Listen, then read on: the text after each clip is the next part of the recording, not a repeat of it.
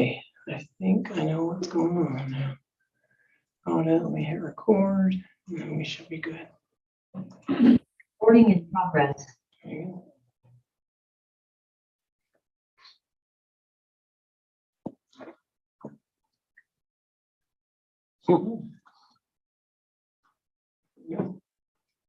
We good? Okay. Hey, it's Tuesday, November 22nd, 7 o'clock regular city council meeting. We have everybody here. We'll have a prayer or thought offered by Councilmember Bowers, and then the pledge, and we'll go to that point.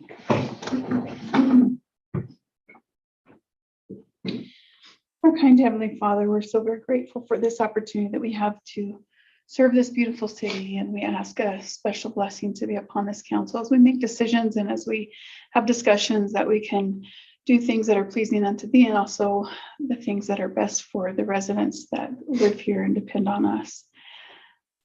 Please be with us this Thanksgiving holiday, that those who may be in need can get the help that they're looking for, and that we can seek out others who may need our help.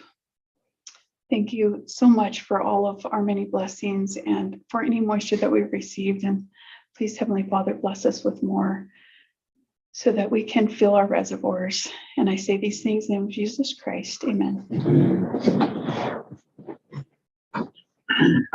Allegiance to the flag of the United States of America and to the republic for which it stands, one nation, under God, indivisible, with liberty and justice for all. Right. Okay, we'll start with our consent agenda and minutes from our November 8th, 2022 meeting. If there's no comments on that, I would take a motion to approve those.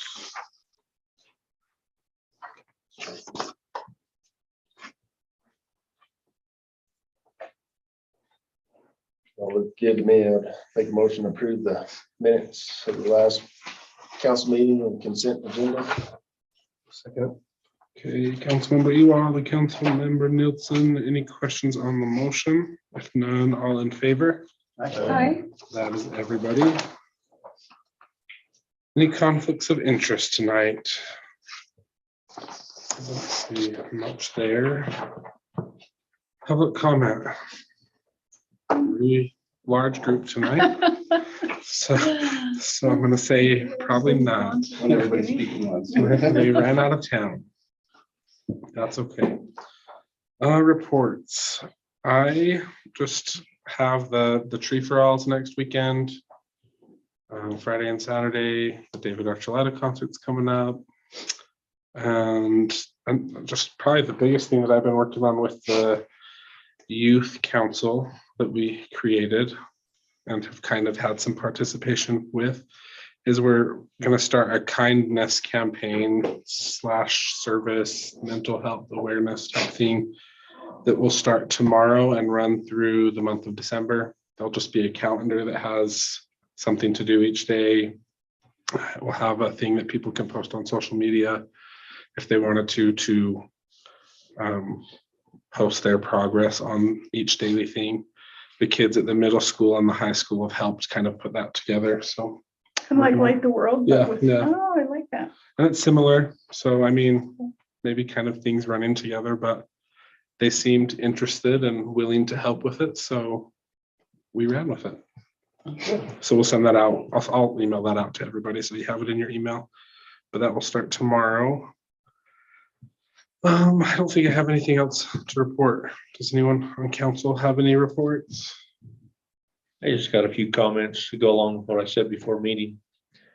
I applaud the youth that are willing to get out and do something. I don't applaud where they set their coyote traps. And because there are a lot of people that go up there around the reservoirs, and it's just, I agree. That should be a no-go zone for that kind of stuff. They're always walking around. You know, and everybody I've ever seen's got dogs and stuff. So I mean, while I was there was another vehicle that pulled up and a lady got out with her dogs. I was approached by two other ladies come into my work to get feed for their animals. Said, oh, I go walking up there all the time. I'm not gonna go. So I think that I applaud kids getting out and doing something, but they need to go a little further than right there around the reservoir where everybody is. Third and fourth. Fourth. Fourth. Probably both, really. I mean, It's hard to say. okay. Any other reports from council? Okay, if not, we'll go to city manager report. David. Hey, Mayor and Council, you have my report in here. Just a couple things that I'll point out is I'm coordinating with Jones and DeMille, the architecture firm that's a subsidiary of them, as well as Johnson Controls with the state, as the state contract for fire suppression to start getting going on the wellness center retrofit that we'll eventually be bringing to you. We're just trying to put together a contract, figure out, identifying who's doing what, when, timing, etc. So general plan, the committee that oversaw, that oversaw the proposals for the general plan did make a selection, but we haven't reached out to those parties yet. We'll reach out right after Thanksgiving. And so then we'll shoot council, we'll shoot you an email who the selection is there. Outside of that, I don't really have anything else. Remember what the CDBG grant is? CDBG is the pickleball court. Oh, okay, that's what I thought. It's a pickleball court. It's CDBG. I didn't know if it was something there. Oh, I'm sorry. Yeah, I must No, have taken out pickleball court in my report there. So thanks for pointing I that didn't know out. if there was a new one. Yeah. Wish it was just- Although I guess, well, there are some other grants we're working on. Hopefully, once we get a little further along, we'll bring you up to speed, but some cool things going on. So, Okay, fine. Or any questions for David? If not, Kim, finance report. So the report is in the packet. I just barely got the sales tax disbursement report today for where we are. From January to November, we're at 4.8% above where we were last year at this Which point. we were up last year too, weren't we? And I'm working on some stuff to do a little presentation on sales tax in January. Sales tax would go up with inflation. It is going up with inflation would. because of the increase in prices. We probably can anticipate it will do that to a point, Yeah. but then if wages don't keep up, then we're gonna see that start to level off and then probably, just depending on how long it goes on. Yeah. So we'll just enjoy it and be happy where we are right now and keep an eye on it. The other thing I wanted to mention is this flyer will be going out with the bills this month. We've had it for a couple months. Terry actually routed it, APGA with the natural gas, whatever that organization is that he belongs to.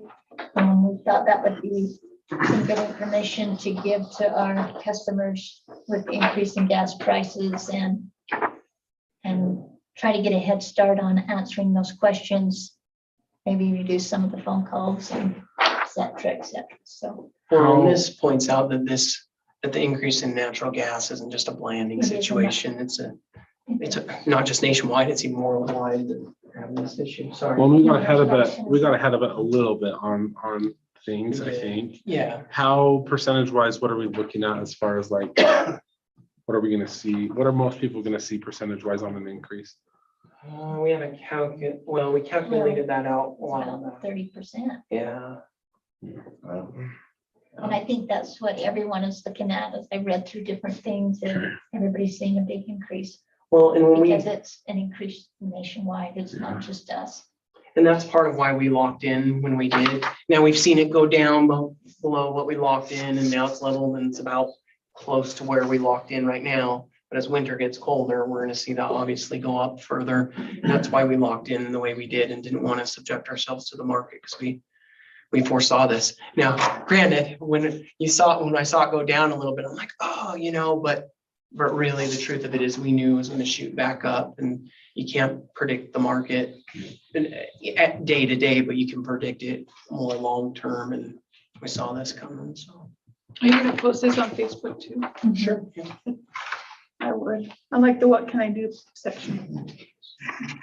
No, no. But I like that it reminds people, because oftentimes when costs go up, they blame the city. Yeah. When taxes go up, they blame the city, even though it's never the city. So it's good for them to know. On the note of natural gas, I forgot to include in my report, so we have ownership in partial ownership, very small, we're a minority owner in a Williams pipeline, which helps supply to our natural gas pipelines. And I'm speaking very layman terms of our ownership. I'm sure Terry or Chas could give you more details, but for the last year or so, it's probably been going on longer than that, but at least that I've been aware of, they've been doing it like a settlement. And as part of that settlement, we're actually getting a refund in our ownership. And I just got word today, it's just under $20,000 that the city will be receiving as part of that settlement, or the natural gas company, I should say, will be receiving. It's 19,000, I want to say 500 around there. Settlement for what? I can't really explain all the details of the settlement. At least off the top of my head, I can give you a little bit more, but I've been having our attorney basically keep a pulse on it and understand what the settlement was in regards to. I can try and gather a little summary. I just barely found out this afternoon. So the settlement's all gonna go to the attorney, is that what you're saying? It's actually not, no, he's just basically, I basically had him reviewing it to make sure first that it wasn't something fraudulent when I first was receiving it. We had him do another check to verify that it wasn't fraudulent again today. Because some cities are falling victim to that when they thought they were getting money or needed to make a payment. So, and maybe what I can do is, if you want, I can have him kind of explain the settlement at another meeting if you'd like. I just don't know that I could get a summary at least from him to then present to you. He has a better understanding of exactly what it was all about. So, Yeah, that'd be good. yeah, but it was positive news. So to get 20 grand for the natural gas company, we'll take that and run with it. A positive one. Okay, any questions for Kim on the finance report? Kim, what's the AMRG refund? So AMRG had been paying for a water meter down there. And when we made some changes, that water meter should have came back to the city, and we didn't know that. That was part of an agreement that was done a couple of years ago, I guess, with Jeremy. We didn't ever come back to the city. So once we realized that, then we went back and recalculated it and refunded them for what they'd been paying for, which wasn't something they should have been paying for. Nice. Thank you. Okay, any more questions? If not, we'll go with our public works report. Terry. Mayor Council. Works project report in your packet, the November 2022 report. Wastewater, I think we'll just save that for when we get to the bid award item, and we can discuss it a little more, unless there's questions that don't have to do with the well drilling. Can't imagine what those might be. Materials for the new well, for the old well that's broken. Oh, Update on materials for the well that's down. I don't have one. Rig's still sitting up there waiting. So I haven't heard anything. David hasn't. I assume he hasn't heard from Water Well Services, or he would have said something. We're just waiting on that conductor. So I think we have everything else in place, with the exception of that. I can get a better answer and get it to you. Okay, street maintenance project, that's in the plans. The AMI project, Tantalus held an internal kickoff meeting, selected a project manager that will kind of take us and head up the project from their standpoint. We don't know who that is yet. We believe that we will have a kickoff meeting sometime in early December. Power West Engineers in Tantalus and Glenn City and get that moving. And we also believe that the first shipment of meters will be coming mid-December. And we know that the hardware order has been placed and it's moving forward to get the other equipment that we need. So really, we don't know a lot, but we're hearing that it's going to go forward quicker at some point. Natural gas master plan, that's another item on the agenda for tonight. The consultant selection there. And then a UAMPS update. Still solar. I mentioned last meeting, that we'd kind of we'd received notice from Desiree that there could be a potential for a force majeure claim because of the silicon that's for the panels, the way it's mined, possibly with forced labor. They've had some of the panels from the panel supplier been held up in customs, not our panels, but our panels haven't made it through customs yet. So hopefully there are no delays there. The San Juan project, decommissioning works moving forward. City of Farmington did not get, any emergency status on slowing down the decommissioning work. So arbitration panels being put together and there'll be arbitration hearings held and we'll kind of see how that goes and if it affects us at all. But they're still working on tearing that plant down. CFPP, I think if we have a little time, I'd like to go through those talking points. So let's just jump ahead. The Muddy Creek project, that one was terminated at the last PMC meeting. And then UAMPS has formed 2 new study projects. The next era is Zion Solar project is in Iron County, and UAMPS is taking a closer look at that. And that will also involve, it's a 100 megawatt project with 50 megawatts of battery storage, which is something that UAMPS has done before, been in a project with battery storage.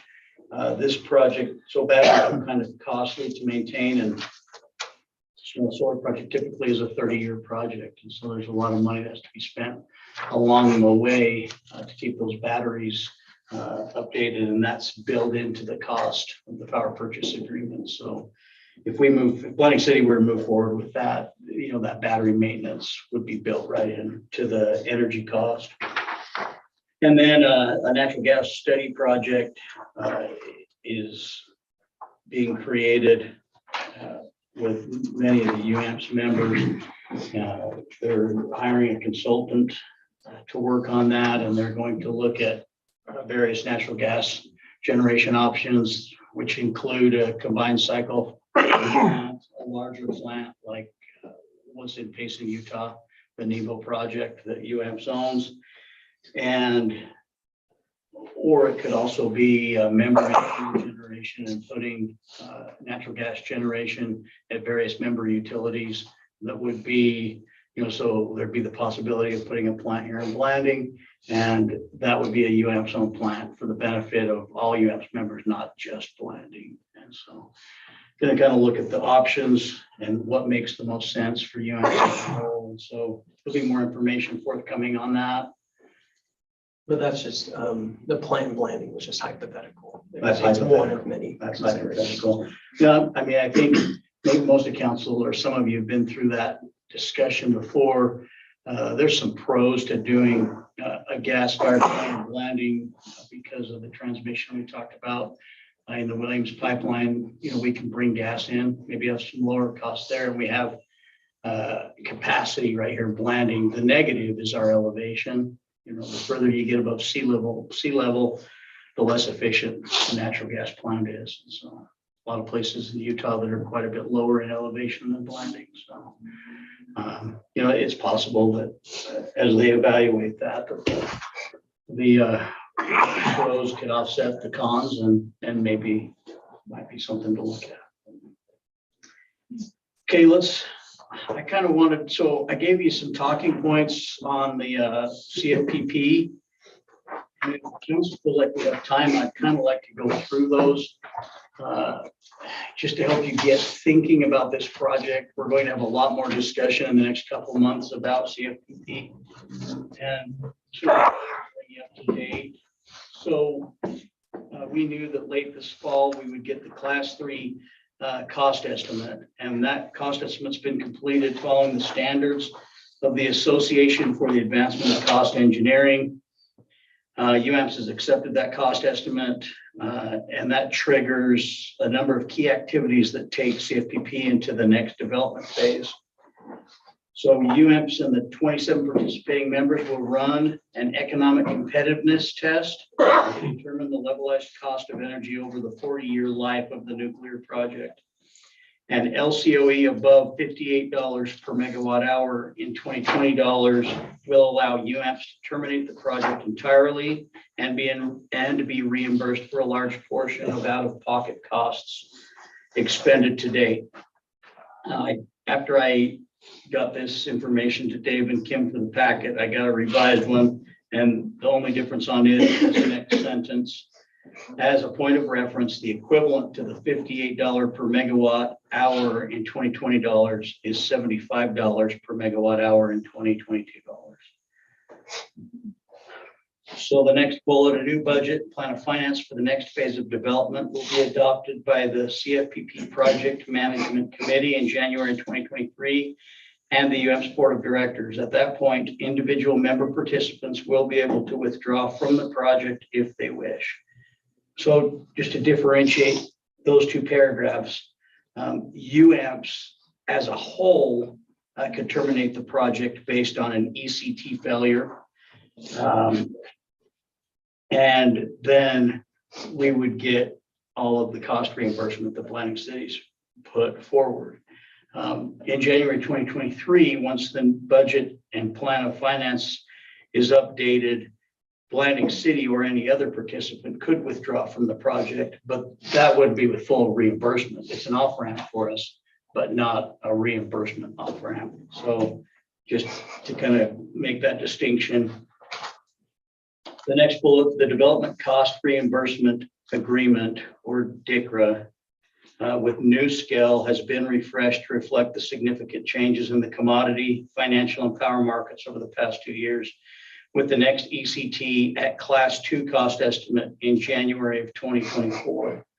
So the DCRA agreement is the one that lets UAMPS terminate the project and receive reimbursement for a large portion of the money that's been spent.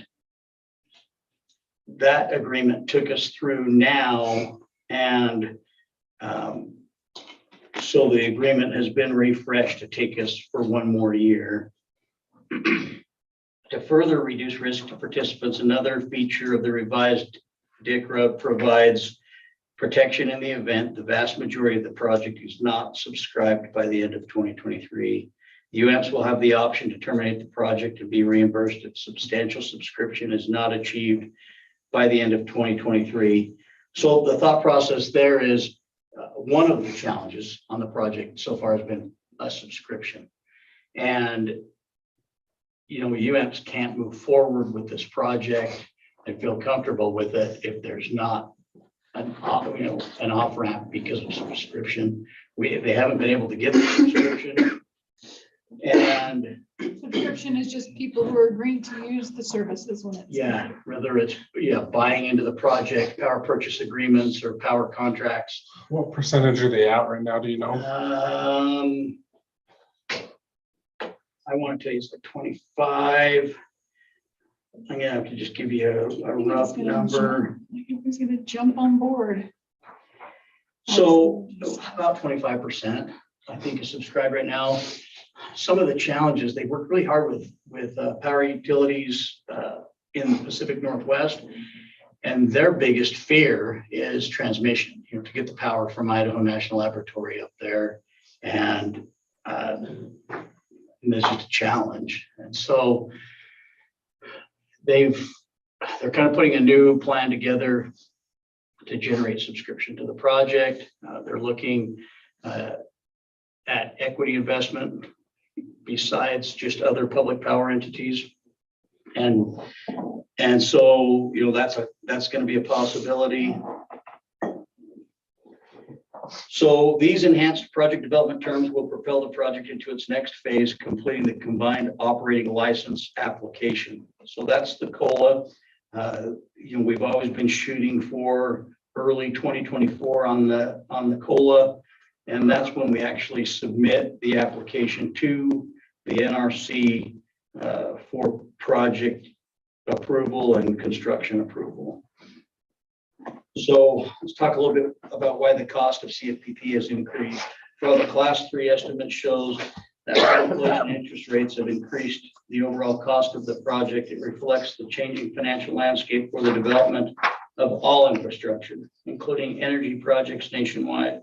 The cost is primarily influenced by external impacts, not by the project's development. From wind and solar to hydrogen and nuclear energy, price increases have occurred due to a changing financial market and inflationary pressures on the energy supply chain that have not been seen for more than 40 years. CFPP has matured to face, understand, and address these challenges that other similar technologies and generation options must also face. In the last 2 years since the class 4 cost estimate was completed, prices have increased. You can see some of those 106%, 70, 32, 25 for some of the different commodities. It is important to recognize that the class 3 estimate is more refined and current than that of any other SMR vendor. No other SMR supplier has the supply chain information or construction details needed to create such an estimate. So we believe that all the projects are in the same boat as we are. We're just ahead of them in the development of our project. And so we have more realistic information that's been developed. CFPP compared to other non-carbon resources, UAMPS has carefully investigated all other forms of non-intermittent, non-carbon, dispatchable energy sources and has found CFPP to be cost competitive with each of them. These include renewable energy with battery backup, green hydrogen, and fossil fuel with carbon capture and storage. Hydro, geothermal, and waste heat resources are all part of UAMP's current portfolio, but won't provide the scale needed to back up renewables and provide massive amounts of energy needed as electrification occurs in transportation and other sectors. The price of CFPP energy has the important advantage of being relatively flat over the 40 to 60-year life of the plant. One of the key benefits of carbon-free nuclear energy. Life cycles of natural gas generation, wind, solar, and other generation are much shorter before they must be replaced. So the summary, given that UAMPS members need large amounts of clean, reliable, and affordable energy early in the 2030s to replace coal generation, deal with electrification load growth, and to back up additional amounts of intermittent renewable energy, the CFPP remains by far the most attractive option. The CFPP represents the long-term resource option that will serve as cornerstone of UAMPS member community decarbonization efforts for decades into the future, while incremental renewable generation is brought online over the next 15 years. Questions, thoughts? You know, as we will have off ramps that we'll talk a lot more about in January, and you know, Landing City will need to make decisions whether we want to stay in the project and what that means. And so I just really wanted to provide you with the most information I have right now, and get you kind of thinking about it. It's insanely frustrating that someone somewhere is benefiting off of this 106% increase at the cost of, I mean, everywhere, but Someone is, you know, and it's, you know, the biggest frustration is just where we've ended up with the current administration and interest rates and inflation. You know, our administration wouldn't have changed. I think we'd at least have lower prices there. I mean, this is you know, a lot of debt financing for this kind of a capital expenditure. And so just small changes in interest rates are huge incremental changes in the overall price. It just surprised me that as you see natural gas prices go up and less energy production in the US and all those things, that there isn't more people subscribing or getting on board. And maybe they're waiting for a certain point to make that decision, but that part surprises me the most. It surprises me too, and I haven't been too involved in that, or I haven't seen a lot of what's gone on there, but I mean, UAMPS understands, New Skill understands that, if this project's going to happen, that in this next year, that they've got to change the approach to getting subscription and make that happen. Because a year, it's tough for a utility to do due diligence quickly and say, yeah, we want to get in this project, and then have their boards, to kind of vet the project and then have their boards approve it and everything. That's never just a 20-minute meeting and a quick decision by a city manager or it takes a lot. And so Terry, correct me if I'm wrong, some of the irony of the subscriptions is some cities dropped off or some subscribers dropped off because of their worries about the lack of subscriptions, which only complicated it further. And a few of those happened when I first. Well, they can still get back on, obviously, but At a greater cost. right. Those that have been on the longest have. Right. So a lot of them project management committee meetings, it seems like it's always executive sessions, and some of the cities who dropped out are now back in those meetings. They've signed non-disclosure agreements so they can be involved and track it because they have interest in getting back into the project. The cost of natural gas, the power market's been the same. Our February bill was almost double our September bill was almost double our October bill. And we had that heat wave, if you remember, right at the first few days of September, and power, there were people paying over $1,000 a megawatt hour for power those first few days in September. And we use the average down in the $60 to $70 range, sometimes lower on power for the whole month, all of our load, and we averaged at $97. And so, but we paid $60,000 just for a few days power right there when it was peaking. And we bought all of our base load ahead of time with our 5-year purchase. We planned that out pretty well. And then San Juan ran for July, August, and September, which we didn't anticipate. And so, and we still saw a big swing. And I mean, the energy market is just much different than it has been for the last 20 years. Are you going to the board meeting, the UAMPS board meeting in December? Yeah. Okay. Yes. Okay.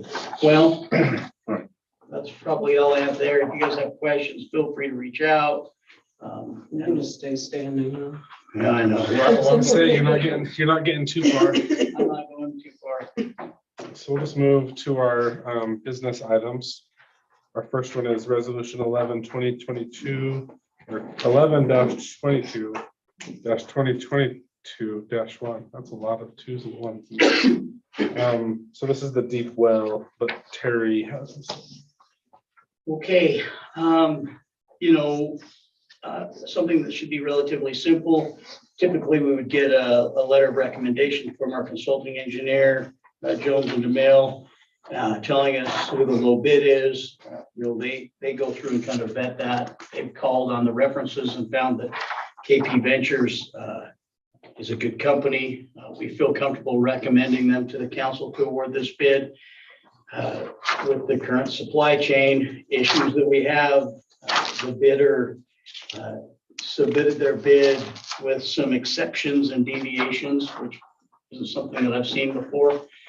And the reason they did that, their suppliers, we're putting big steel casing down 1,000 feet, and the suppliers won't hold prices even for a day on that. So they've qualified their bid saying that they're willing to do the work for us. This is the price. But they can't hold that price for even any given amount of time because of the market. So long story short, we've gone through that with them. Jones and DeMille One of their engineers, John Spendlove, is kind of the contract guru. And we've come up with the post-bid addendum.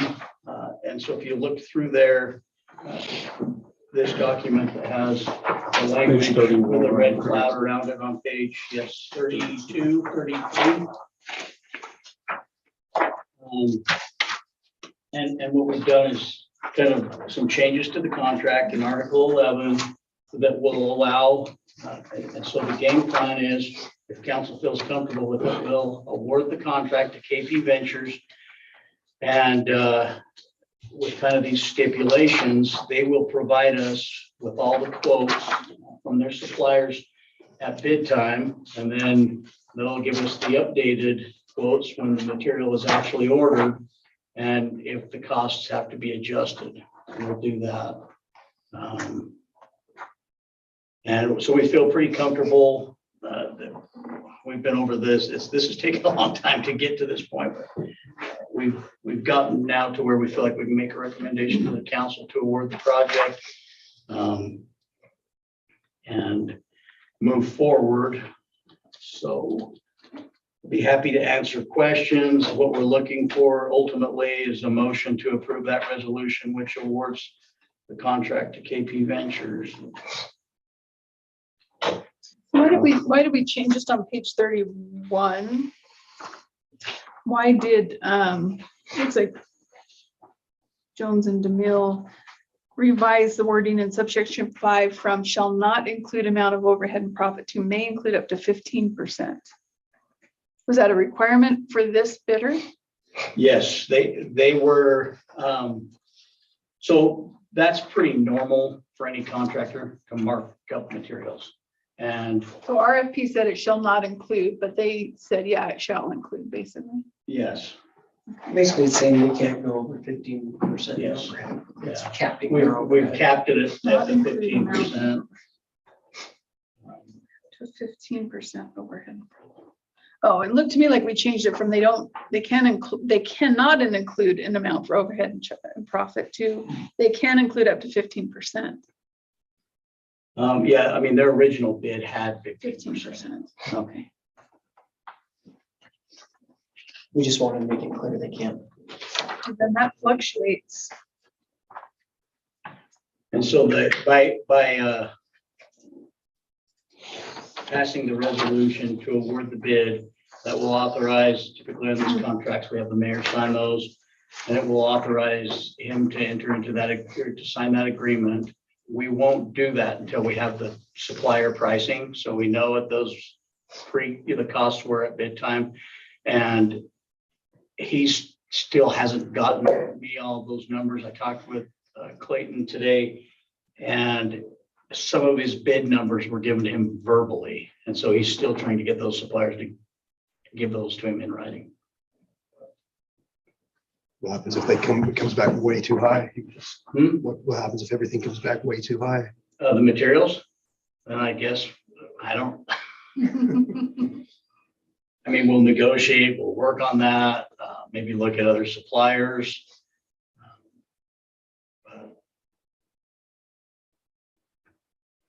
We're already somewhat over budget. I mean, not the total project budget, but over the engineer's estimated costs, which, I mean, I don't know how much concern that gives you, Scoot. It doesn't, in this day and age, an engineer's estimate's their best guess. And so it wasn't super alarming to me that it was over budget, but it is $300,000 over what the engineer's estimated cost was. Do they do sound walls on everything? $100,000 for a sound wall? So Yeah. let's have that discussion. That's explained that. When this drilling operation starts, it can go for as long as 6 weeks. I think you know some of the neighbors who live up there, council member. I think he's got a 272 that probably. It's gonna go 24/7. And this is going to be an inconvenience. That is a ton of money, and we thought we ought to just go pay everybody for their troubles. Yeah. And we could save a whole bunch of money if they were all getting a check, but then it's like, well, where do you stop? And then the next neighbor, you know. Well, I can hear it at my house too. Yeah, exactly. The mayor's hearing it clear down here. Where's my check?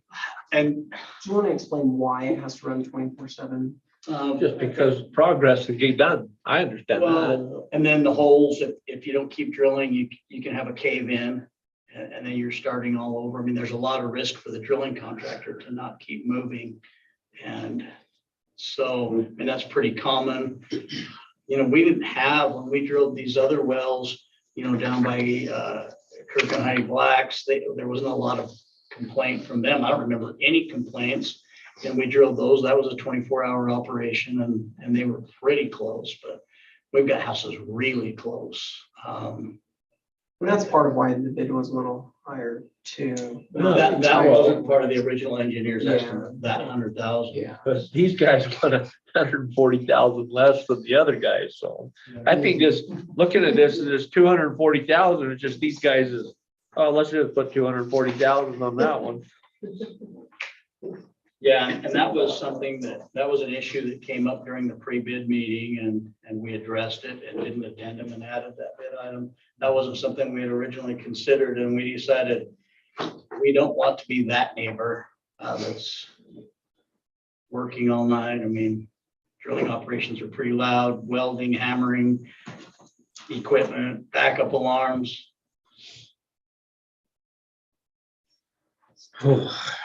Yeah.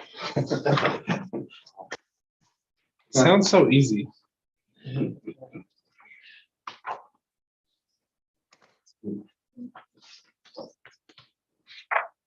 All right. Well, if there's any more questions for Terry, we can certainly ask them, but if not, I would take a motion. What's not coming from me? I'll make a motion that we approve resolution 11-22-2022-1, the blending treatment plant well drilling contract. Get us that well. I'll second that. Okay, that's a motion by Councilmember Bauer, seconded by Councilmember Ewald. On resolution 11-22-2022-1, the deep well bid award. Actually, can I ask a quick question? Yes. Mayor, is that Any okay? questions on the motion? Yes, since I made the motion. I mean, obviously, if this goes way over budget, we can back out. There is an option in there for that. At any time, really, you guys can, obviously not after they've done work, you know, but. Right, not once they're mobilized, but before they mobilize, if the costs look like they're gonna be, It's a unit price contract, and so when they'll basically make progress payment requests according to how much work they've completed. So really, at any time you can say, all right, stop, you know. okay. From my understanding too, just my conversations about the volatility, they're telling me there hasn't been a tremendous amount of volatility in the last 6 months. Suppliers still aren't guaranteed pricing and offering that, but the market hasn't had huge swings or anything recently. And the sooner we step on it, So better position we're in. Okay, any other questions on the motion? If not, all in favor? Aye. And then any opposed? Okay, that's, everybody is in favor with the exception of Councilmember Grover, correct? Okay.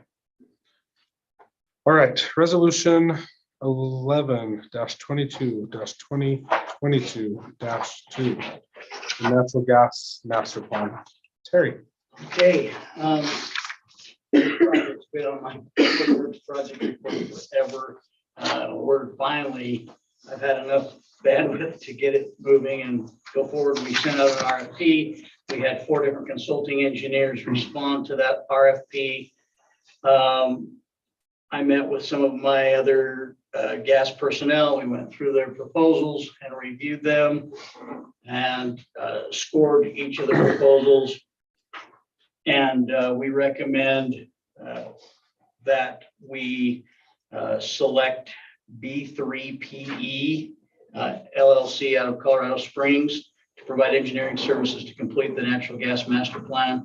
Their price is within budget or below, and we feel like they are qualified to do the work.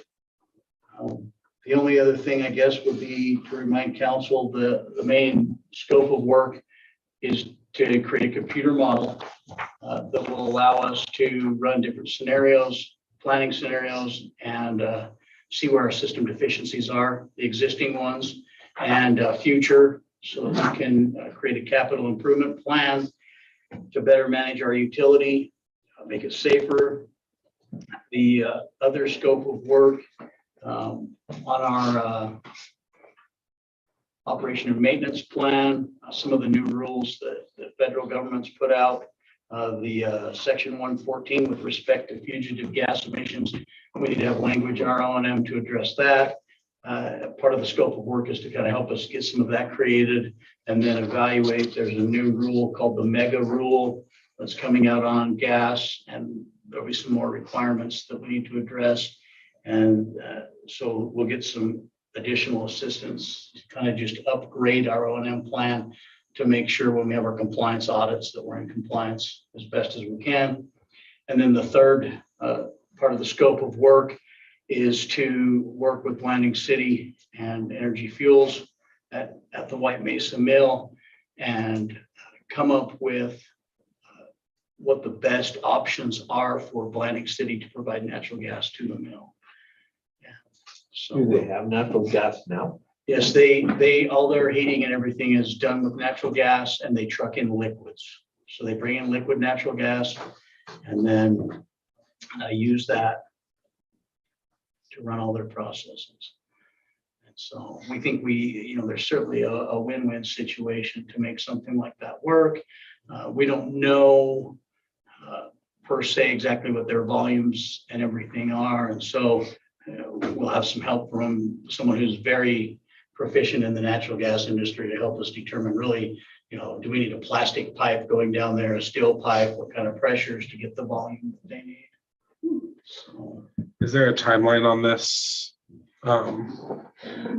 yes, it's May sometime-ish. End of May is the rough date that was in the RFP. Well, we have $20,000 rebate coming from somebody on natural gas that could go help with this. And we're under budget. We're already under budget, but yeah. I make a motion that we approve resolution 1122-2022-2 natural gas master plan proposal. Okay, so it's Councilmember Grover and Councilmember Ewald with the motion to approve resolution 1122-2022-2, the natural gas master plan proposal. Any questions on the motion? Not all in favor? That is everyone. Thank you. Thank you. Okay. Number 3, resolution 11-22-2022-3. The Bears Ears Cooperating Agency MOU. David, do you want to start with that? Yeah, so Mayor and Council, I'll explain a little bit and turn over to the mayor if there's any additional questions. But essentially, the mayor has been going to, well, let me back up. So we all know the newest Bears Ears designation, right? And so now what's going on is the planning within. And so what they do is they get cooperating agencies. Well, and I'll back up even a little more. We weren't technically, they made this available to anybody, any cooperating agency could submit interest in being a cooperating agency. They didn't really approach people and say, hey, do you want to do this? It wasn't really, I mean, it was there, like they followed all of their processes to make sure people are aware.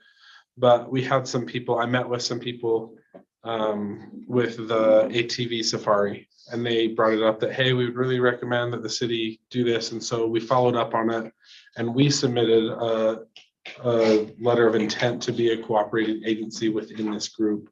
So that's kind of how we got involved, was kind of some citizens were involved and came to us and said, hey, we think it's a good idea. We kind of agreed, submitted a letter. And so we've been in these meetings. And Yeah, so the mayor's kind of mostly been heading those meetings, but occasionally has me attend or with him or for him. But essentially it's the planning and zoning of Bears Ears National Monument. And we've been able to bring up things in these cooperating agency meetings such as they didn't address EMS services and the burden on local entities. And so we requested that they identify that within the plan so that it's available in the future if, local services need to, apply for grants. They can say, hey, it's part of the Bears Ears National Monument Recreation Management Plan. And so basically all this says is that we're officially a cooperating agency. That's what we're signing up for.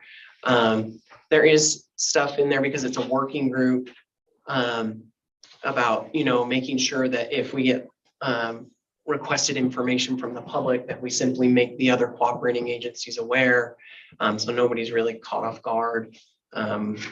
And so, we made sure our attorney vetted the MOU, made sure it was clear to them that as a city, we do get grant requests and they didn't have any issues with that. So it's pretty straightforward. Does the state of Utah still have their lawsuit going against They do, this? yeah. Has there been any progress on that? No, they won't. No, that's more about the grandiose boundaries. That's more the political side. This is really the. It's the not going away. plannings. We need to be part of the plan. Right, yeah, exactly. Yeah, And this they're is the bound, so planning they're side. bound to make a plan. They have to make a plan, and they did this before. They did this with the old boundary as well. And so now that got shrunk and they have to come back and do it again essentially. And that was even brought up in some meetings of like, you kind of already did this once. Why are you not like using some of that stuff? And So they are actually They are. pulling from some of the. but it's prior also, I mean, work. we've been involved in this for a long time and it's, Yeah, but like Councilmember Grover said, if they're gonna be planning, we should be at the table, make sure our voice is heard. And it's actually been fairly positive, as far as hearing out our voices on things that are important locally, so. Has there been any discussion about the airstrips that are within that? That's part of the Boundary. discussion, yeah, that's I one don't of think several. specifically, not like, They're not yet in like Yeah. the nit and grit, and keep in mind that these types of plans, it's kind of like the city doing the general plan. It's kind of the guiding plan of how it should work, where things are allowed, not allowed. And then the nit and grit kind of goes from there, so that's really what this is about.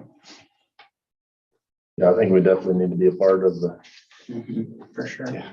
Yeah, and when we have discussion points about airstrips or whatever the case is, I know because that's an area where you have some expertise, we might defer to you to say, hey, give us some of your thoughts or whatever the scenario may be. The mayor and I may reach out to individuals in the community or you as council members to say, hey, share your thoughts in this area so that we can contribute. well, anytime if anyone's super interested, it's the city of Blanding. It's not me doing it. It's not David doing it. So like if anybody is like, hey, I want to be part of this, just the meetings are at weird times. They've done them like. Yeah. the They've done them last in one was, person, like, they've all done those day, in- like it was 9 in the morning to like 3:30 or 4 in the afternoon. Like it was an all day thing. So Yeah. That's because they know that people have to work. I know. So if anyone's interested, we'll let anybody be a part of that. Are we gonna post the meeting times or? Well, no, he means for you as elected officials. I mean, if, representing the when they city. let us know, if you guys are interested, I can let you know when the meetings are. Yeah, they're not public meetings. It's a working group, so it's not like it's a come for public comment kind of meeting. It's a working group.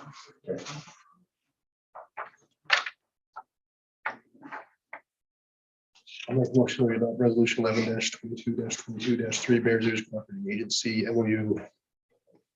I will second that. All right, so that is Councilmember Nilsson and Councilmember Bowers with a motion on resolution 11-22-2022-3, the Bears Ears Cooperating Agency MOU. Any questions on the motion? If not, all in favor? Hi. Any opposed? So that's everyone. We do have a quick closed session item. It should be fairly quick. So I would take a motion to enter closed session for legal. Second. Councilmember Grover and Councilmember Ewald, all in favor? Aye. All right, so we'll give it a couple minutes and go in the closed session.